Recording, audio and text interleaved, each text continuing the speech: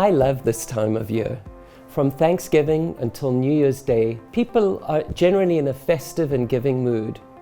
Not-for-profit organizations know this, and it's not surprising that they ask for charitable contributions during the giving season. In fact, about 30% of all donations to not-for-profits happen in the month of December. So, with your heart open and a little bit of planning, here's some of the best practices and ways for you to give to charity in order of complexity. 1. Cash. Well, giving cash is probably the easiest way to contribute to charity or a not-for-profit. It also gives the most flexibility to the organization you choose to give to. However, it is recommended to better document your donations. You may want to consider giving by check or credit card rather than using cash. And since you may be feeling generous, you can make a sustainable donation to your favorite charity by making recurring monthly or annual gifts. This will help make it easier for your favorite charity to budget and plan throughout the year. 2. Stocks and securities. If you'd like to donate stocks, bonds, mutual funds, you can do so if the not-for-profit accepts them, and many of them do. But be sure to contact the charity before making the transfer to give them a heads up. By transferring ownership directly to a not-for-profit organization, you can receive favorable charitable tax deductions. Contact your tax preparer or financial advisor to learn more about donating securities. 3. Planned giving. This means planning your giving and arranging your donations into the future.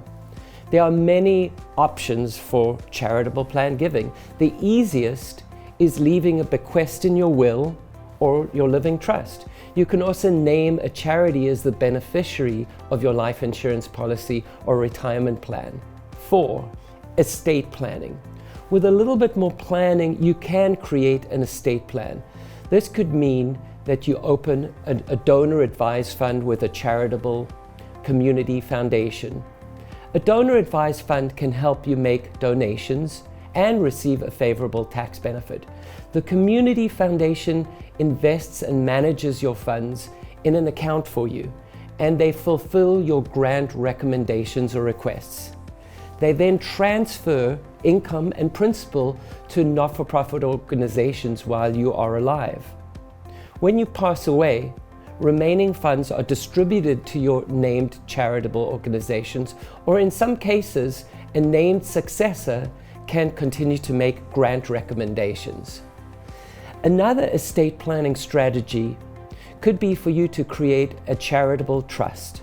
This is more sophisticated and involves more cost, but it may be worth your consideration. A charitable lead trust or charitable remainder trust both involve transferring assets, usually low cost basis securities, into an irrevocable trust, at which time you receive beneficial tax deductions. With a charitable lead trust, a charitable organization that you choose receives a stream of income from your trust every year for a fixed number of years. Then the remaining assets can be directed to you or other beneficiaries. In the case of a charitable remainder trust, annual distributions are paid to you or other beneficiaries for a set period of years. Then after that period or at your death, remaining assets are given to the named not-for-profit charities that you designate and that you can change.